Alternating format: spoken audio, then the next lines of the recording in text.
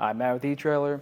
Today we're going to be talking about our Glacier Chains Tire Chains on our 2023 Jeep Wagoneer L. We're going to have it on our rear axle as what the manual recommends, and our tire size is going to be 275, 55, R20.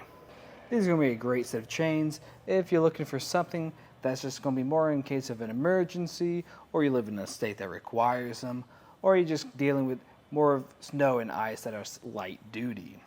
Now let's take a closer look at these chains. So if we look up top, we're going to have these roller links, and these roller links are going to be more for light duty snow, and they're going to sit very close to your tire, making them Class S compatible. That's great for cases like we have today, where we only have limited wheel well clearance, and it's going to help provide you a smoother ride overall as compared to some more bulky links.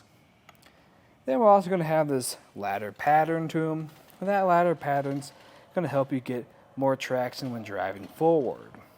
And for how it's going to connect, we're going to have these metal blocks that go through this channel, and then it's going to be secured down by this lever to help tighten everything up. Our chains are going to come two to a set, and they're going to come in this bag. Now this bag does have a zipper on top, so it's a little bit easier to kind of secure and keep together. Now I'm actually not a big fan of these bags because they are pretty small, and it's kind of a pain to roll up your tire chains that tight and get them back in here. Another downside to these bags is they're kind of light duty, and they probably won't stand up to the test of time. So what I'd recommend doing is maybe in the future investing in a small tote to keep your chains in. Overall, these are going to be a great choice if you're just looking for something to be legal in your state, or you just find yourself using them in case of emergencies. Now, if you want something that's going to give you a little bit more traction for snow and ice, I'd actually recommend a Koenig set. They actually have a self-tensioning feature built into them, so not only are they going to get you through more moderate snow and ice, but they'll also be easier and stay better on your tires. But if you like these just for that emergency case, and since they are more entry level, then this is going to be a great set for you. But if you need a little bit of a hand on setting them up and putting them on your tires, just stay tuned and we'll show you how to do that.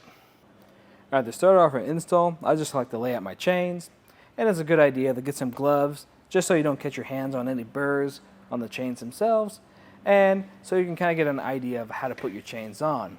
You don't want to try to figure this out in the middle of a snowstorm on the side of the road.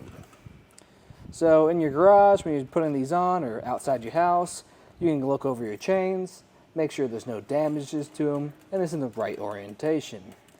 You want to make sure that these hooks at the very end are facing up, and you want to make sure that's going to be facing away from your tire. You also want to make sure that this lever on this other side is on the side away from your vehicle, closest to you. But now, you can just drape them over your tires, kind of grabbing from the center and laying them over.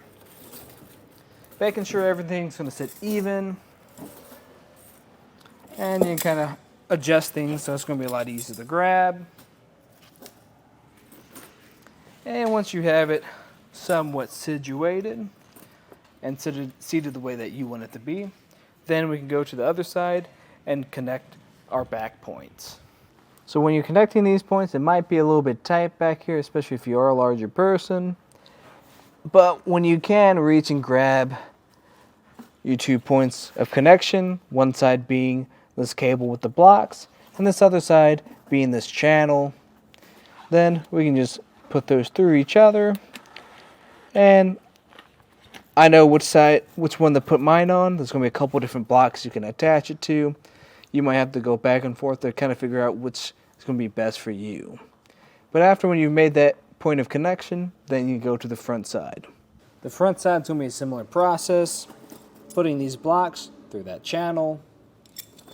But this time we're going to have a lever to help us assist with tightening it. So I know I can get about 2 on this front side. Then after where I want it to sit, I can move this lever and tighten it down. Now getting it back and attached to this other cable can be kind of tricky. I just like to adjust the cable from the other side until this cable fits right inside this channel.